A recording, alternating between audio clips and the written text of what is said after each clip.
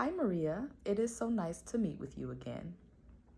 In case you may have forgotten, my name is Kless Rice, and I am the CPS social worker that you spoke with. I appreciate you taking the time to talk with me. I know that we already discussed a lot of this, but I just want to reflect over some of the main issues as a reminder of why we're here. Okay, so my agency was contacted by your landlord who stated that your two children were home alone at the age of 3 and 6. He also mentioned that there were some concerns about the home being dirty and disheveled. And he witnessed the oldest child trying to give the youngest child a glass of cough syrup rather than the proper dose of medication. So I'm sure you can see where the issue is there. After talking with the children, they stated themselves that they had been eating cereal throughout the day when they became hungry.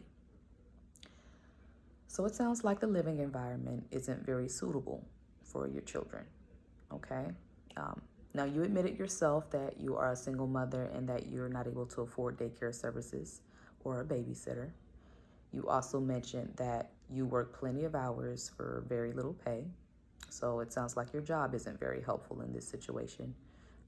And you also explained that the home is not clean and it's a little disheveled because when you finally get home, you're too tired to clean. But you managed to find time to cook from what you've told us. So that is good.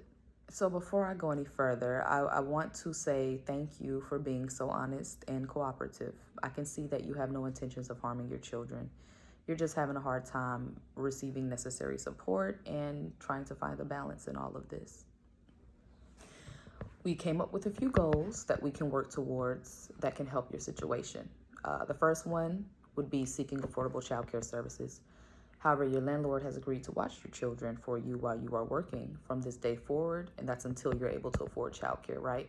So until then, we can connect you with vocational rehabilitation services that can help you with finding a more suitable job, preferably one that has reasonable work hours and decent pay. I know you mentioned not having time to clean, so hopefully that can help you spend more time at home with the children as well. There may be other resources available, such as childcare scholarships that can assist with lowering the cost of childcare. So we can look into that as another goal. And lastly, we can also check on what financial assistance may be available to help you as well. Okay, so I know that was a lot of information. But before you make your final decision, I want to inform you of your right to confidentiality. Everything that we just discussed and anything that we discuss moving forward, I will not share your information with other people or organizations unless you give me written consent to do so. I am also a mandated reporter. So if you make a threat towards yourself or others, that does give me permission to break that confidentiality and report that. And me doing that is only meant to protect you and anyone else that may be involved. Okay? I do have supervisions. So I have supervisions with my supervisor. And so there may be times where I discuss these matters with them as well. But it's only for professional guidance on how I can help you to the best of my ability. Okay. And lastly, let's say the court has ordered a subpoena. That will require me to share your records with them. Okay. So if you can agree with all of this information, I believe that we are ready to move forward with starting services.